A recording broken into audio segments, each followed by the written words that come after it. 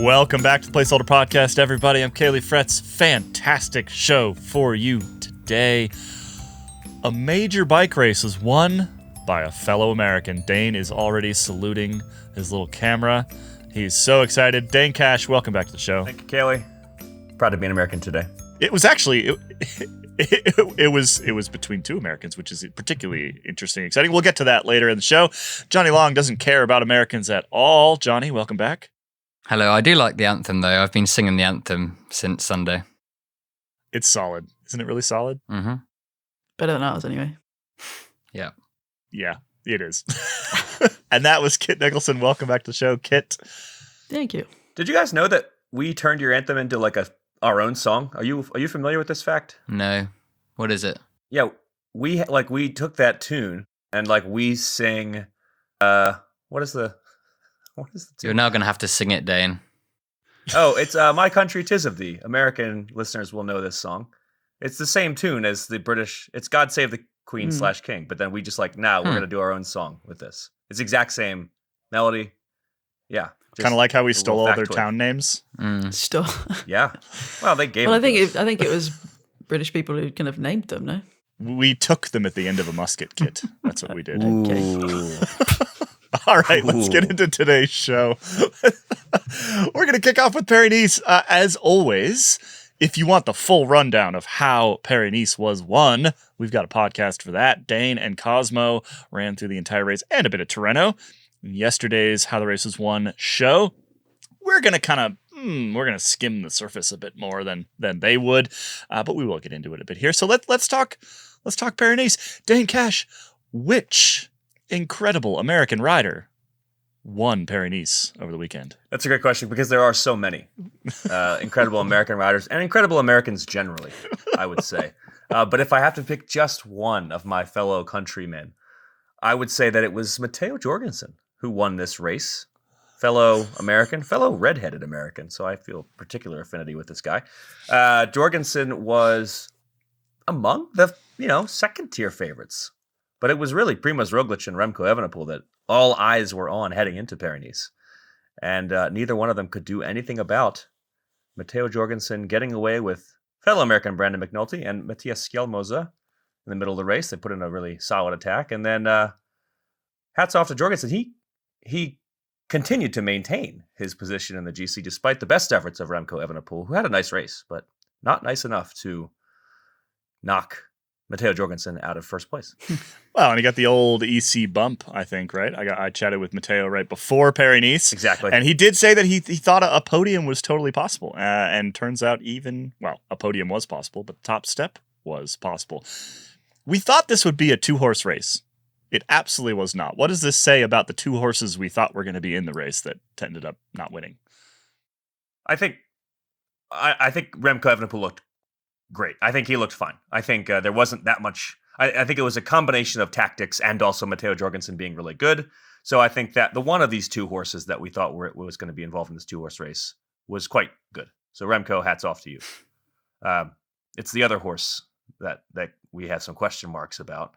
I'm not too worried about Primož Roglič. I don't think he cares that much. I think all he cares about is the Tour.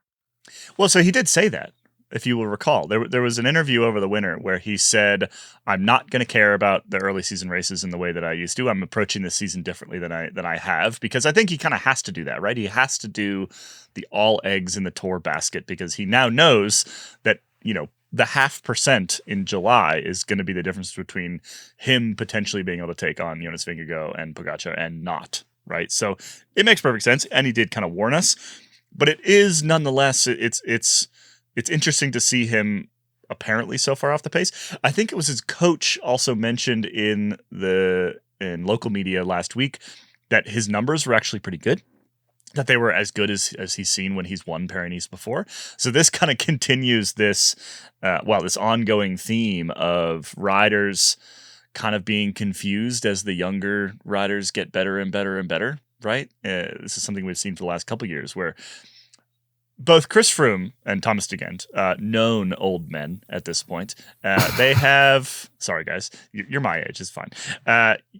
They both said that, my numbers are about as good as they were 5 years ago, but the whole peloton is just faster now, and so now I don't win bike races anymore. Which think is something worth delving into at some point. Maybe not right now. But nonetheless, big question marks over Roglic. Fewer question marks over Remco Evenepoel. Kit, your takeaways from the weekend? You were on the weekend desk. I mean, after Saturday's stage and McNulty losing a bunch of time to the favourites group, which included Roglic, Evenepoel, Jorgensen, and Skelmoser, and one other. But he lost enough to reduce his margin in the yellow jersey to 4 seconds, and I think that the top 5 were within a minute. So the last stage, which is that fairly, well, it's typical of Paris-Nice to finish on this hilly roads and finish on the Boulevard des Anglais, is it called? So it's a flat finish, but it's a punchy race. And with Evenepoel there, it was guaranteed to be a barnstormer, as the commentators like to say. But so it was just a matter of waiting for Evenepoel to do his long range attack, and he tried about 3 times before, letting go of everyone. Skelmoser and Jorgensen had been 2 who had always tried to react fastest, and did a pretty good job until the last time when the elastic was broken. But Jorgensen was a magnet to Evenepoel's wheel. So it was maybe last year, or if Jorgensen had been supporting Enric Mas or somebody at Movistar, we'd have seen Evenepoel win in the way that Evenepoel wins, by going solo 60 kilometers from the finish. And it would have been, great, well done, Evenepoel. But what I really enjoyed about the weekend was both seeing Evenepoel race in a way that we don't always see him racing, as in having to do more than one effort, one acceleration. But it was also great to see, rather like we saw early in the week with the 2 horses not being allowed to fight over first place and everyone else fight for second or third. We got, everyone else seemed confident enough to try and take it to the big boys. And Jorgensen in particular, he just oozed confidence all week, I think. In his new team, he just looks completely at home. And, I saw a picture of him in civvies on Instagram, I think with the cycling podcast folk on Monday morning.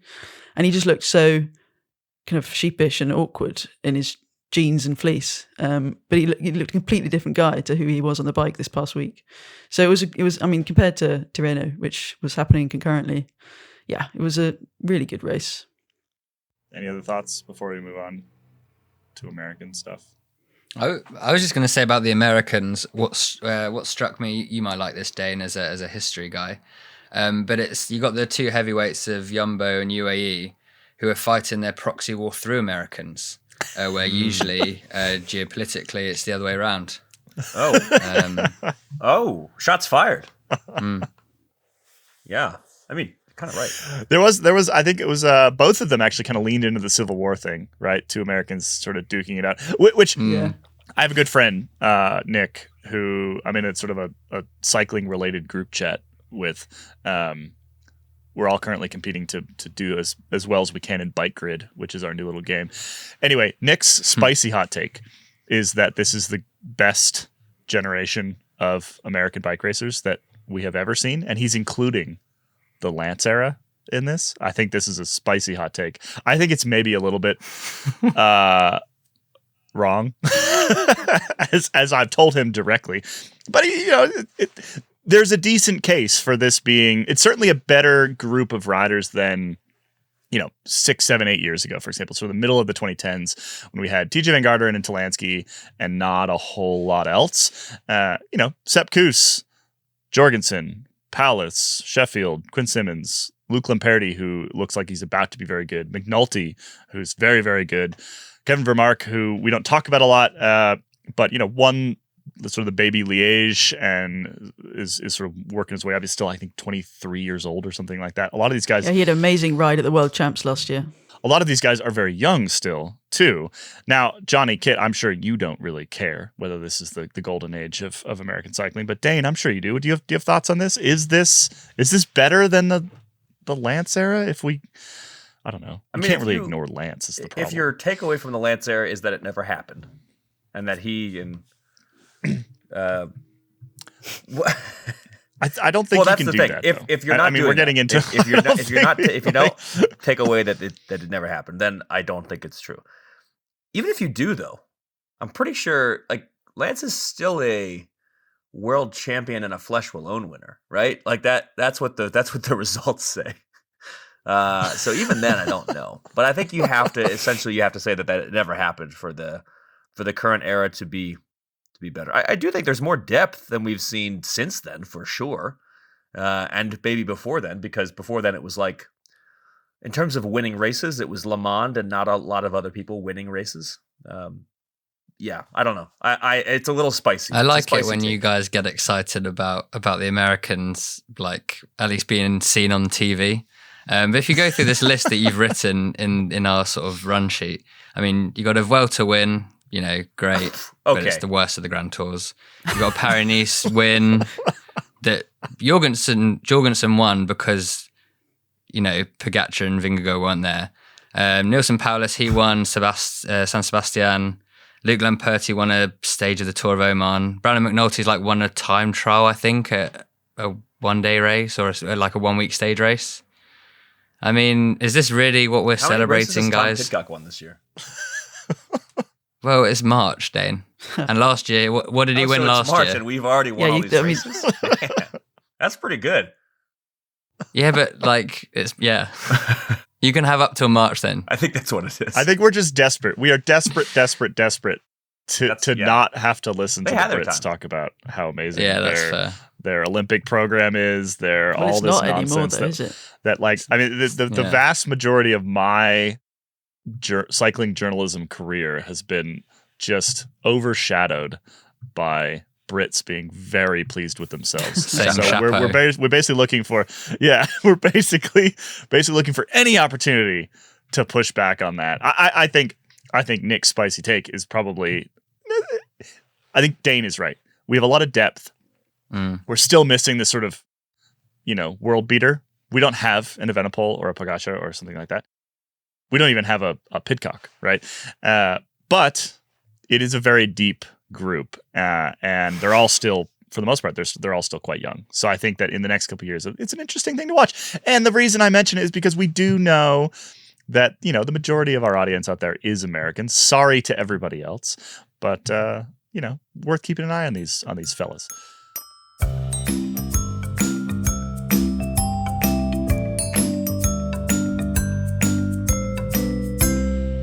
Well, crew, let's move on from Paris-Nice. It was a fantastic race last week. There was another one, though. Tirreno Adriatico over in Italy. I would say less of a GC battle. Not really a GC battle in any way. Kit, how did this thing end up? Well, Jonas Vingegaard started the race and won it because nobody else wanted to race for the win. Nobody could really race for the win against him, to be fair. But yeah, it was a reasonable battle between Ayuso and Hindley for second and third. But the best stories came on the sprint stages, where Philipsen was expected to do a Vingegaard, but he didn't. Jonathan Milan ended up being the sprinter of note. Philipsen did crash on one of the stages that Milan came second in, but he was there for both Milan's big wins, and they were proper pure bunch gallops. So it was an interesting week on the sprint front, which is you don't hear from me often. But if Jonas Vingegaard in the hills, he watches the others begin to think about attacking, and then goes, "Watch me," and he's gone, and he's a minute and a half down the road. And he played with his food again on Sunday, watching the others try and do something, and then going off the front. So yeah, there you go. The little Trek press release refers to him as Johnny Milan. Yeah, I like that. Their own Johnny Bravo I saw on Instagram. Yeah, He is a big guy. He is. He is a big boy. Yeah, he also is like his head needs to bob less when he sprints. You guys notice this? There's just a lot. There's a lot of up and down movement, and it can't be.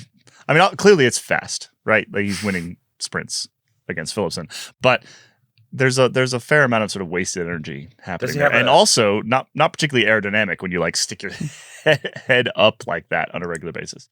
Does he have an equestrian background? Like he's used to, It kind of looks like that, doesn't it? It kind of looks like that.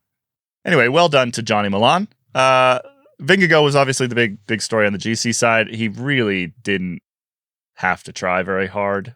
I would say.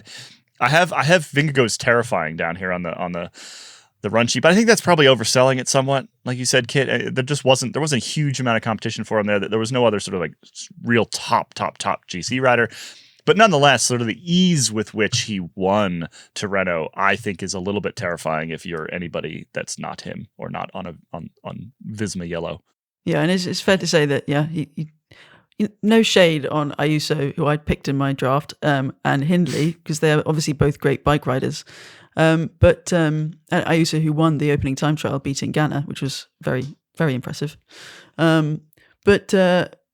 Yeah, I mean, who knows whether Vingegaard could have won the race by 3 minutes if he'd been pushed a little harder, or if Pogačar had turned up, he might have just done the same thing, having had to work a little bit harder for it. So it's one of those things where you don't know. He was dominant over them. You don't if he was only having to work to 90%, it's hard to say because he didn't have to. I don't think he was pushing it too much. I think we should point out that I feel like there are only maybe 2 other riders on the planet right now who could have even provided that challenge. Yeah. So it's still a pretty good win. Like maybe if Evenepoel and an informed Pogačar were there, then maybe, sure. But 1, they weren't. And 2, even if they were, I don't know. Vingegaard he's kind of head and shoulders above the rest at the moment. He did underperform in the time trial though. Right. And he was wearing a brand spanking new helmet. Is that why he underperformed? What can't Vingegaard do? Not call his family after a win. Acting. Acting. I was trying.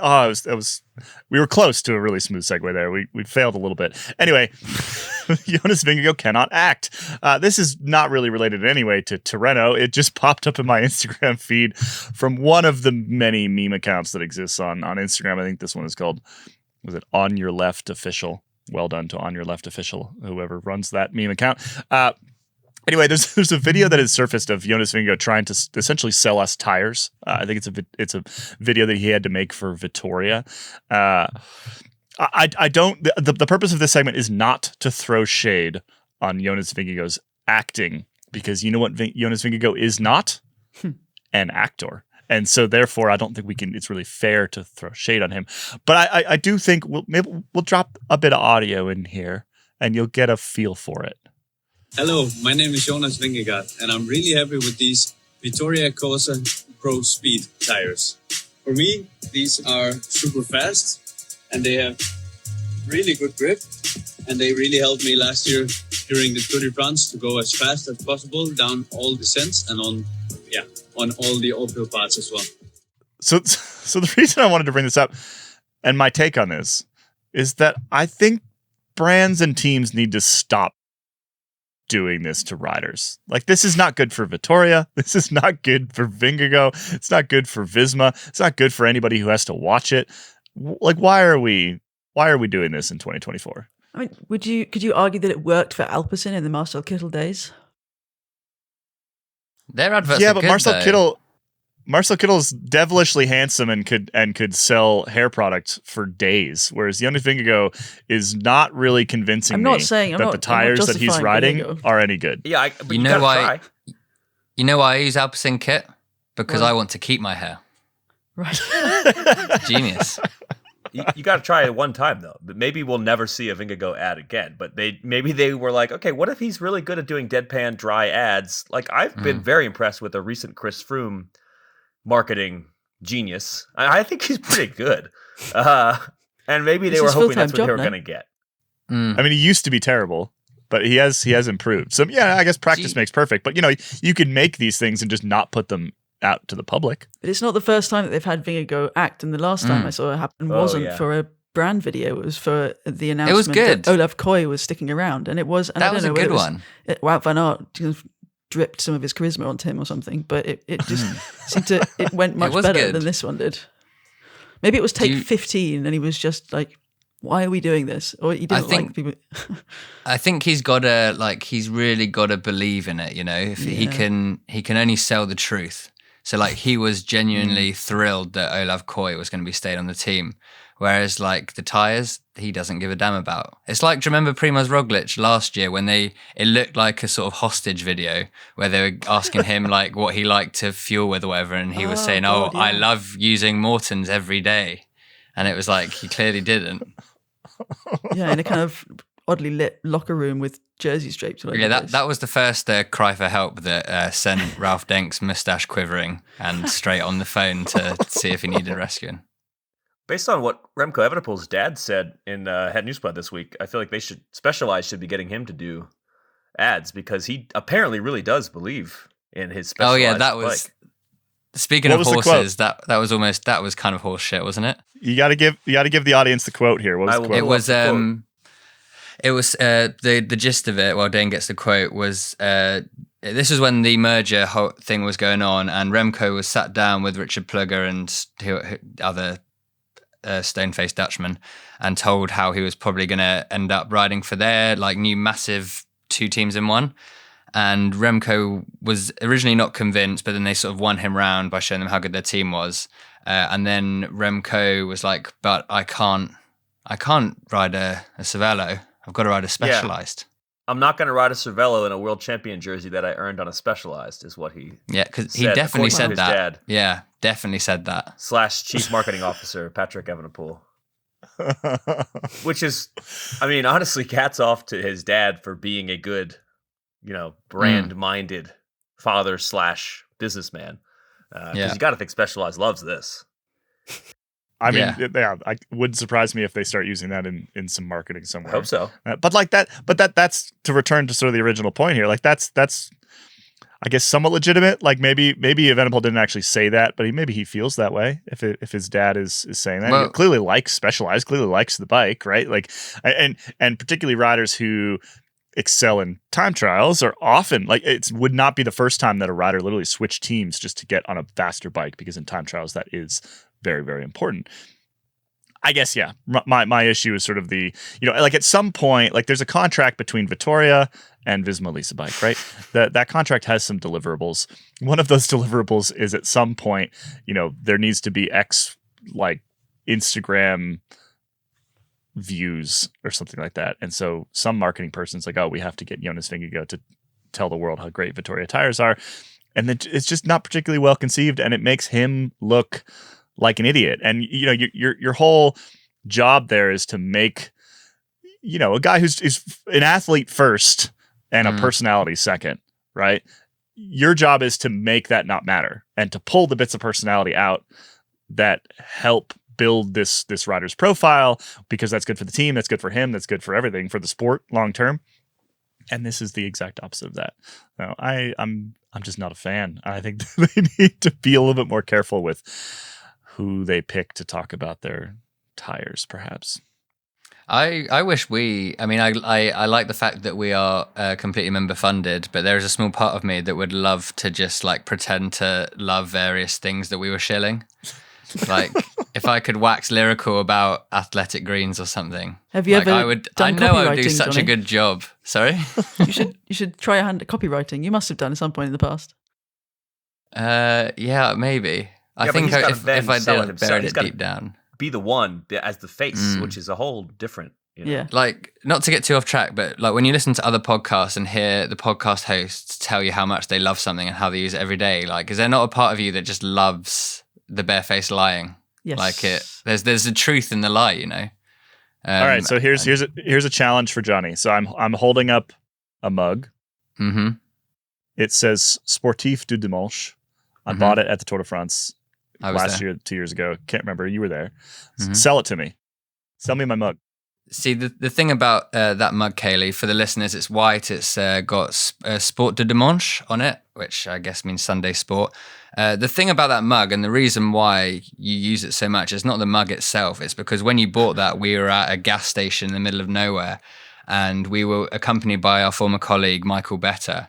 And while you were buying that mug, he was buying 2 massive cans of Monster Energy, and he downed one of them before getting in the car, and then felt so physically ill that it entertained the rest of us so much. And it's memories like that you can't actually put a price on.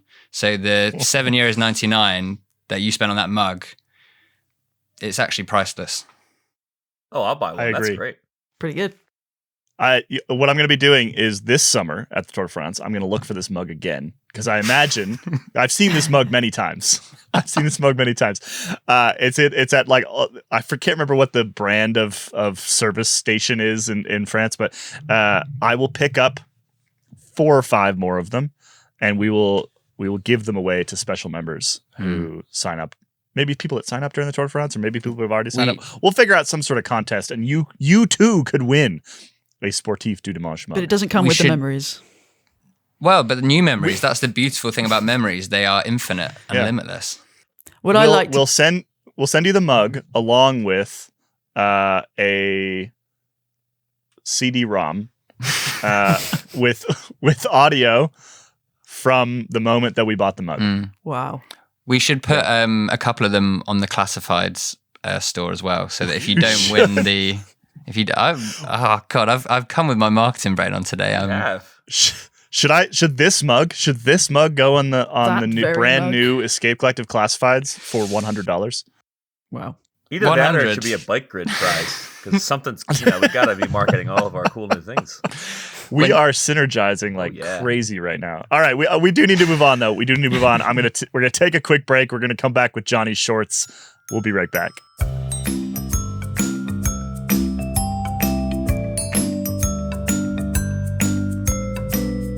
Welcome back, everybody. It is time for Johnny's shorts.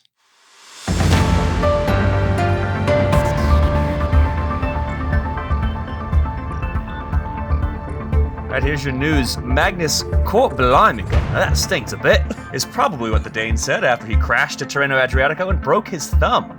The known fan of helicopters will therefore miss Milan-San Remo this weekend. 6 of 10, better luck next time. That's what Johnny wrote. That feels mean, Johnny. I'm just reading the script, not me. In contrast, the big winner in Italy was Jonas Vingegaard, who ate everyone else's dinner as he rampaged to the overall victory and won himself a giant golden fork. Jonas Vingegaard went some way to proving he's human by expressing borderline, if monotone, delight at winning the Tirreno Trident. I can't do a Jonas Vingegaard voice, Johnny. I'm very happy with the trophy. It is one of the most iconic trophies you can win in cycling. I look forward to giving it a nice place in my home soon. Where would we put the Trident? In our own homes? Listen to Placeholders After Dark to find out. I need to work on my Danish accent. Apologize. Maybe we'll have a go in Placeholders After Dark. Anyway, elsewhere in the Visma Lisa Bike universe, the team's revamped online store has some interesting items. We were notified by the Escape member Dwayne of a very yellow Visma Lisa Bike duvet cover. I think in America you call this a comforter, which we can also get into later because that's weird. And it can be yours for $56. Emblazoned with the slogan, "Ride your dreams," I think it's probably more likely to give me that recurring nightmare that I'm employed by a giant media conglomerate who have just bet the farm on creating an NFT-fueled metaverse just after the crypto bubble has clearly peaked. After retail giant Decathlon changed its logo to a slightly darker shade of blue, Decathlon AG2R La Mondiale have had to already update their kit just 3 months after their original new colours were revealed. Described as a galaxy style, a space-themed blend of darker and lighter blues combined with a mint right shoulder.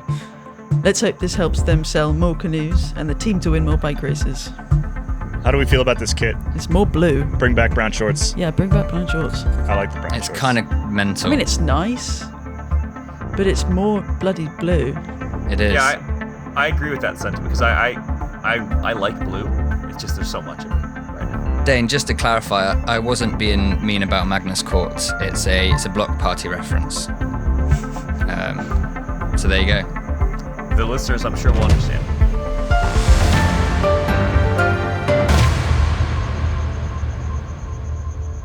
Well, that's your Johnny Shorts this week. We'll be right back.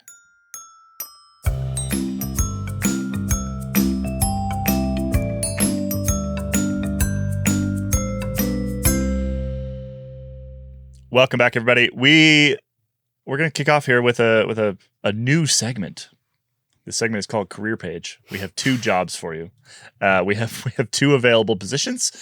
Well, actually, we do actually have one. Escape Collective has one. We're going to talk about that in a second. But first and foremost, far more important, Johnny, should should I apply? Should you apply? Should somebody else apply for this role that is the Alpe d'Huez postman?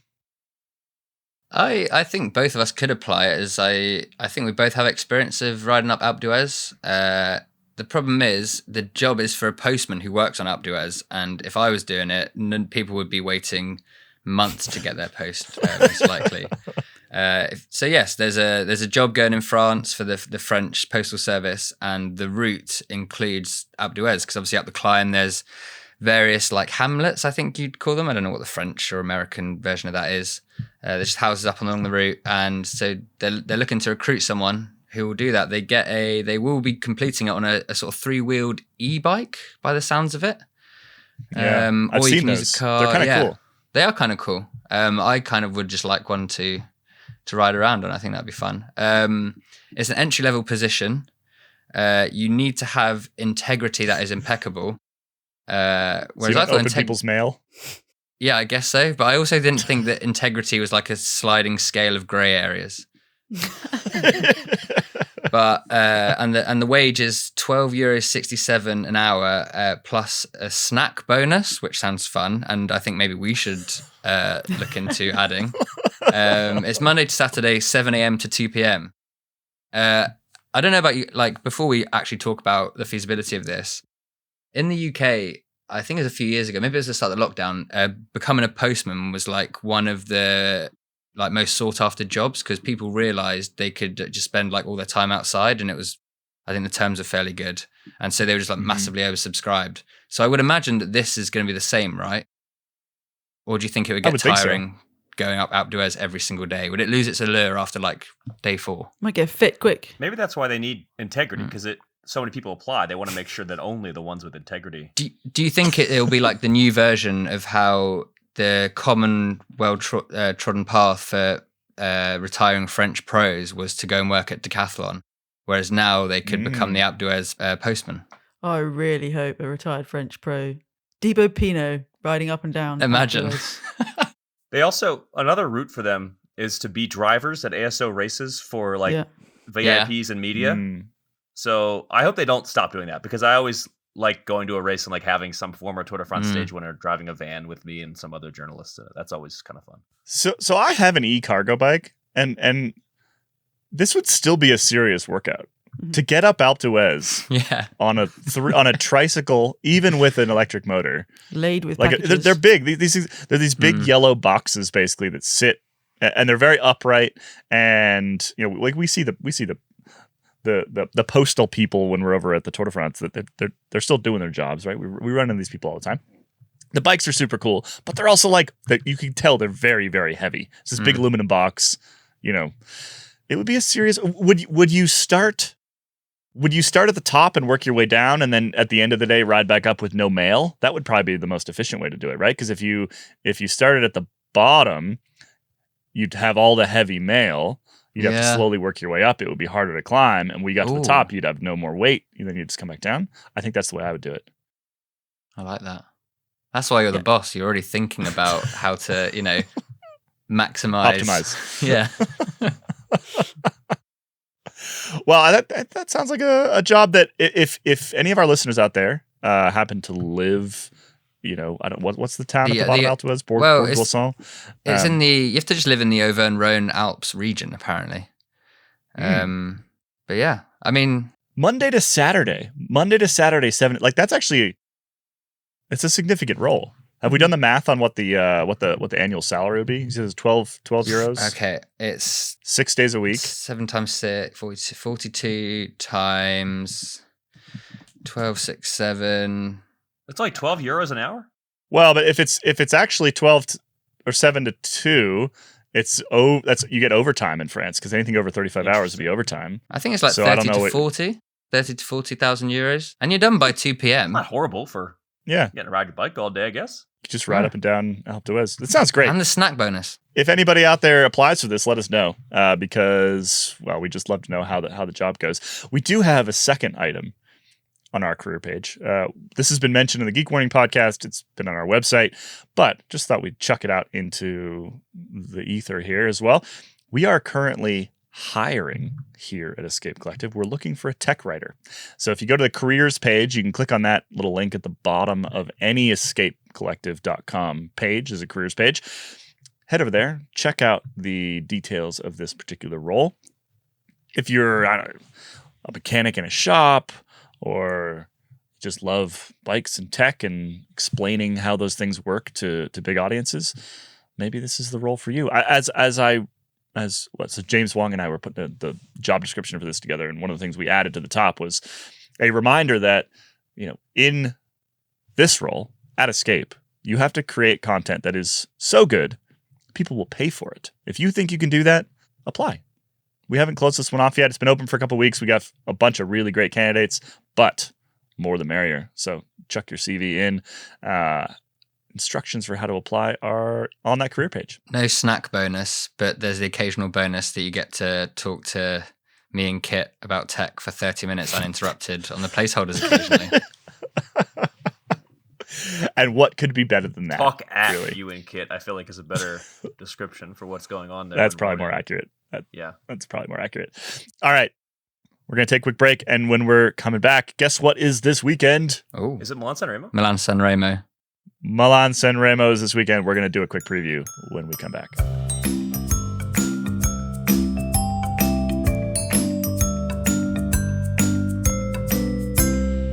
Welcome back, everybody. It is time to talk Milan-San Remo, one of our favorite races, one of my favorite races of the entire year. A race that, some folks love it less than me. I love it because it's the best guaranteed quality finish of the entire year. Every single year. It never lets us down. That's why I love it so much. Dane, it's this weekend. It's on Saturday, which is worth reminding folks of. It's on Saturday because this is an RCS race. That's what they do. And, any changes we need to know about? Any interesting things with the course? Who's going to be there? Let's get into the preview. What's up, Dane? There are changes. Whether you need to know about them or not that's kind of in the eye of the beholder. The changes are to the beginning of the race, so I highly doubt they're going to impact the end of the race. I don't think anyone will be watching. Yeah, Caley might be. It'll be early. The race, so the start of the race is different. The race starts in Pavia this year, which actually, you do need to know that Pavia was the capital of the Ostrogothic kingdom in the 500s and then the kingdom of the Lombards for the next 2 centuries. So you need to know that. And then the race kind of drops into the traditional course and it ends with the same thing we tend to see. It's the Tre Capi, the Capo Melle, Capo Servo, and Capo Berta, the Cipressa climb, and the Poggio. And then after the Poggio, you'll get a descent into a flatter finish, which is what we have always, not always, have seen quite often in the past several years. The guys have launched on that Poggio climb. People attempt to get clear on the Cipressa, but it is hard. It's a little farther from the finish.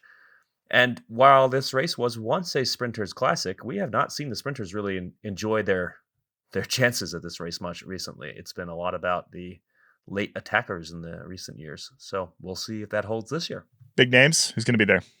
Big names include, I think your 2 big favorites are Matthew van der Poel and Tadej Pogacar. I would be somewhat surprised if the Poggio is hard enough for Pogacar to get clear, as good as he is. It's, if you just look at the metrics of the climb itself, it's not that hard. It's the fact that it comes after almost 300K that makes it so hard. But even so, it's not so steep. So maybe Pogacar just does Pogacar things. Maybe not.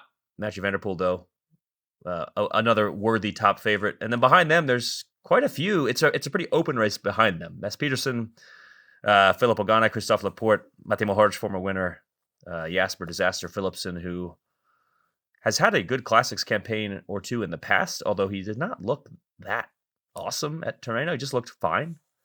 Mm. And then Tom Pidcock will be there for the British fans who are hoping to shut up the Americans. So maybe he'll do something. We'll see. Yeah. Who's going to win? I'm picking Christophe Laporte to win. That's my pick. Ooh. I think it's going to come down to a small group sprint, which I hope happens because I think we need sprints at this race to make it more interesting every so often. Yeah, I don't know. What do you think? Jonny? I'm going for Mohoric. You're 100% right now, so Yeah, well, can you maintain? Jan Tratnik, got him. I had to take a week off after that, after guessing him right. And, Mohoric, he'll win. And then I got next week off, so just makes sense. Kit? What do you think? I think I'm going to go with home favourite Tom Squeenge. If we're going with a small group, let's go for Tom's. Why not? That's a bold pick. Although, Tom's is a very new addition to the start list. Yeah, as he's far just as been I can added, tell. but he is there to ride for Mads Pedersen and Jonathan Milan. So the chances are slim, but the chances were slim at Kuurne and Strade Bianchi. So why not? I don't know. I rarely guess correctly, so I'll go with Tom's. What about you, Caley? So Mess Peterson was going to be my pick. I think he's my pick at the moment. Although, like, I don't know. I go back and forth. Like, no one's picked Van der Poel yet. It is his sort of first road race of the season, so who knows where the legs are at, right? But he's never a bad pick. Are the sensations right? good? Only time. The sensations, we don't know. We won't know whether my guess is Van der Poel won't be quite ready for 300K. But you never know. I've also just noticed that another rider on that Alpecin Deceuninck team, Michael Gogol. Michael Gogol I only mentioned because Michael Gogol got me, I shouldn't say tons of points, very few points in yesterday's bike grid because literally nobody else picked Michael Gogol for the square that I put him in. And it brought my rarity score way down, which was fantastic. So thank you to Michael Gogol for being relatively anonymous. I think Mess Peterson is my official pick for next week or for this weekend.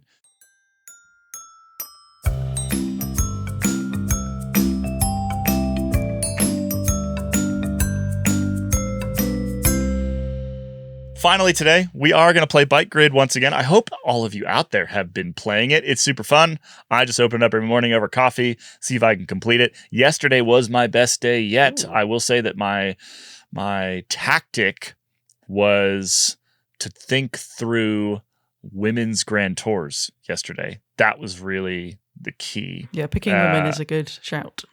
Picking women is a good shout in terms of, because again, not only do you have to try to fill the 9 squares, you also trying to find the rarest riders. And, well, the sort of reality of professional cycling at the moment is that the men tend to float top of mind for, I think, a lot of folks. So, yeah, if you pick women, it's a good tactic for your rarity score. I think I mentioned this in the Discord the other day that people have brought this up, that you do definitely benefit if you know women's racing, which good, that should be the case. However, I think it's balanced out. Like if you go into this thinking you're only going to pick women's riders, that also might not get you the most points, because with the way that this is coded, I mean, if you're looking at who did well at the Vuelta, and we do include the women's Vuelta, but there's only been a women's Vuelta for 1 year. And I think knowing who won a stage at the 2010 Vuelta, which is something that far fewer people are going to know than who won the stages at a 1 week long Vuelta last year only. I think that kind of balances out. So it's good to know both the men's and the women's results. And that way you can get the lowest golf rules rarity score possible. Well, like I said, Michael Gogol was my key to success yesterday. I get the impression you quite like saying his name. Sounds fun. Him and Max Schachmann. The Shack Club. Yep. Because both of them have raced in Paris-Roubaix. Gogol has raced in multiple Grand Tours, and Schachmann has been top 10 in a World Tour one day. I didn't actually remember that Max Schachmann was top 10 in a World Tour one day. I just guessed that he probably had been. I knew that he raced Roubaix because one time I talked to him at the finish line of Roubaix. All right. Well, today I'm going to compete. Ooh. Right? Yeah. It's only fair. Whew, this is stressful. All right, so because Dane is our game master, he actually creates this game every day. So if you love this game, send Dane a message. Say, I love this game. If you hate this game, send Dane a message. Say, Dane, screw you. Only love. It's a terrible game. So because Dane makes the game, I can't ask you the questions about the game because you made the game that I'm asking you the questions about. So Dane is going to be the game master for us as well, and it'll be myself versus Kit versus Jonny, and we're going to see how bad I am at this, which is probably quite bad. So obviously the way we play this game on the podcast is slightly different than the way you will play it at home. You'll play it at home, you'll need to fill out each of these squares. Each square has essentially 2 categories that the rider needs to fill, right? So for example, the first square today will be a rider who raced in the 2023 Tour de France and has also finished in the top 10 at Lombardia. Now, at home, you would just, pick a rider, and the rarer that rider, meaning the fewer other people who pick that rider, the better in terms of your rarity score. We're not going to do rarity score on the podcast here. It just wouldn't work. We're just going to keep filling out squares until we can't think of one, and then that person is out, and then we'll continue on. So we'll kind of play it like a game of categories. Dane, over to you. All right, Caley, let's start with you. I need a rider who raced the 2023 Tour de France and who at some point in their career has finished in the top 10 at Il Lombardia. Tadej Pogacar. Survey says that is a correct answer. I know. Jonny Long. I need a rider who raced in the 2023 Tour de France and has finished in the top 10 at Liège-Bastogne-Liège, and who hasn't already been used, right? Is that we're gonna? Mm-hmm. Is that the rule we're gonna use here? Okay, so no naming Tadej Pogacar, basically, is what I'm getting at here. 2023 Tour de France and top 10 Liège. That's right. Okay. Well, this Top is 10 at any tricky. Liège, I should say. Not just Any last. Liège. Liège is like one of my least favorite races. That's why I put it in. I want everybody to have to watch it to be. This better one at always makes me rage quit, and now I'm playing for time. Whenever it has Liège, and I'm just like, I can't do this game today. But now you have the second chance thing, which has helped a lot. I'm not giving you a second chance, though. So I'm gonna go for who likes to do the Ardennes? Oh, this is so annoying. I'm gonna be out at the first hurdle. Let's just go for 5, Tom Pidcock. 4, Maybe, probably not. 3, 2. Tom Pidcock. Tom Pidcock, which I got to type in Thomas because that's his Christian given, whatever you want to call it, name. He's a correct answer, Johnny. You are safe. Woo! Kit Nicholson, Hello. a person who raced the 2023 Tour de France and has at some point in their career won a World Tour one-day race. Lotte Kopecky. Now that is a good answer. I'll type it in to make sure it's true. And Well, it's much easier to play on placeholders because we're not playing for rarity. Yeah. All right, Caley Fretz, Italian rider who has finished in the top 10 at Il Lombardia. You would think this would be pretty easy, but is it? Yeah, but actually the Italians have What not is been it? very good for a Yes, very long and time. There's a guy who kept winning this race, but he unfortunately recently retired. Exactly. But I've got one for you. Giulia Ciccone. Ooh, that's a good one. And a successful answer. Johnny, Italian rider who has finished in the top 10 at Liège. Oh God. You, by virtue of being where you are in my screen, I've got. you got I'm to in be the second Liège hole. today. Yeah. And you're always going to have to. Yeah, it's great. I Yeah. love it. So an Italian One of who us rides gets it wrong. Liège. Let's go for. Remember, you can choose women, Johnny. Oh, There is a women's Liège. what about Elisa Longo Borghini? That's the last time I'm going to allow intra UK Well, collusion phone a friend. in this game. We have already mentioned that you can choose women. And Yeah. Johnny was just having a brain fart. All right. Yeah, thank you, Kit. Kit Nicholson, Italian rider who has won a World Tour one day, who is not Elisa Longo Borghini, by the way, in case that was coming to your mind. Yes. Sorry, Kit. Italian who has. Well, it's okay. World Tour one day. Ooh, yeah. I might have just given Johnny a good answer. Yeah, there. what if Kit sacrificed her own chances for you, Johnny? I feel like Kit deserves. Oh, a favor. no, I got one. Italian World Tour one day, yes? That's right. Bettiol. Excellent. Oh. That's going to be my answer. All right. Switching gears a little bit. A Grand Tour GC top 3 finisher at some point in their career. Somebody who's finished on a Grand Tour podium. So that's the men's or women's Tour de France, Giro, or Vuelta. And who has finished in the top 10 at Lombardia, Caley Fretz. Again, apologies that I'm so sorry that Vincenzo Nibali retired.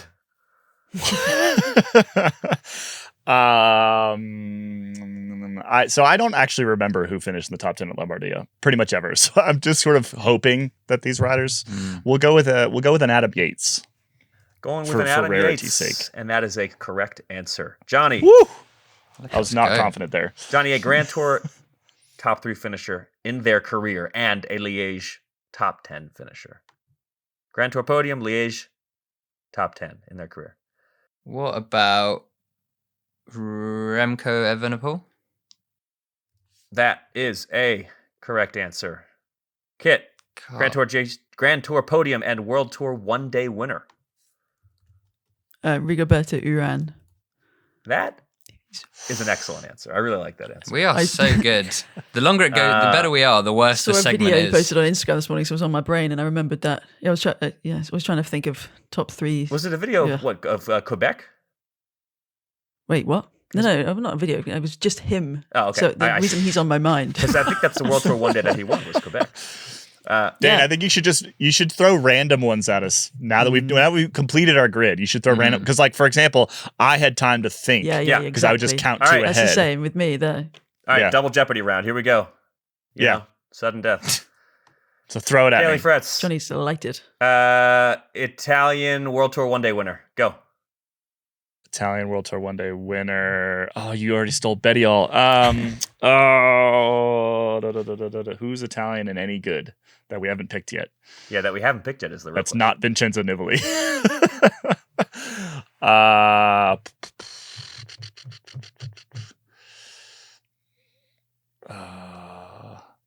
5, 4, 3.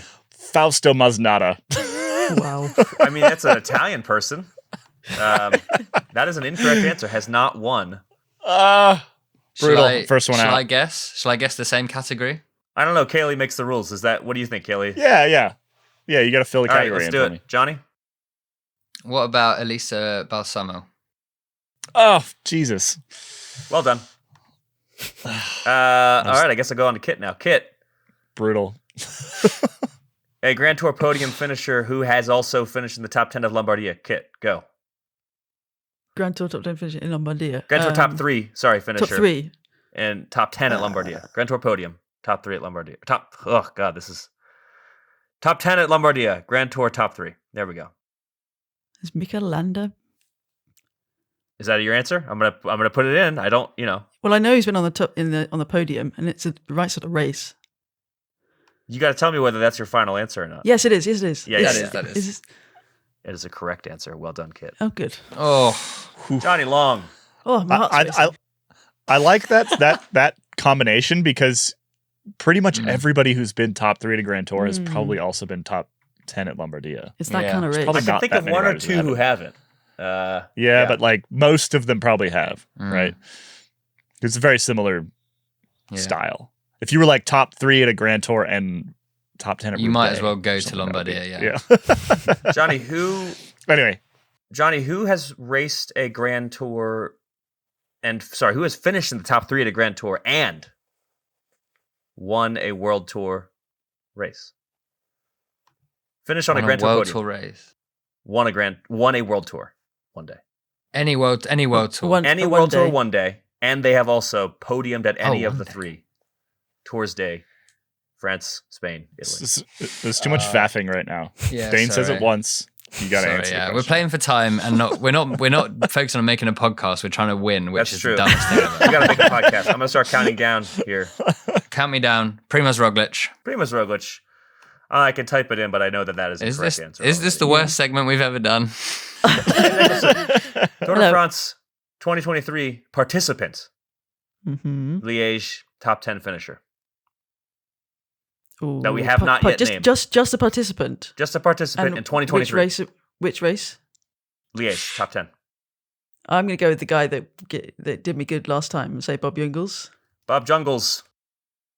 Correct. Johnny. Tour de Jungle France Bob. 2023 participant. Lombardia top 10 finisher. They raced the tour last year. They finished at top 10. Roman Lombardia. Bardet. Romain Bardet is correct. Kit Nicholson, Italian Liège top 10 finisher.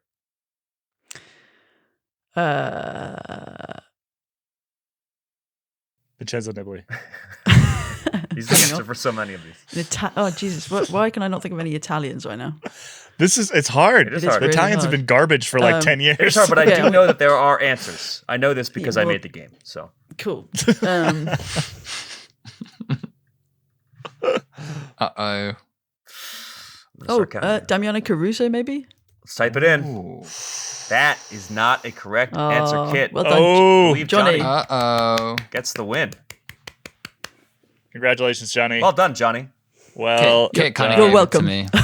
Yeah, Yeah. that's true. Bike Grid is more fun to play by yourself. agree. No, that was pretty fun actually. That was fun for us anyway. Yes. I hope it was fun for the audience out there.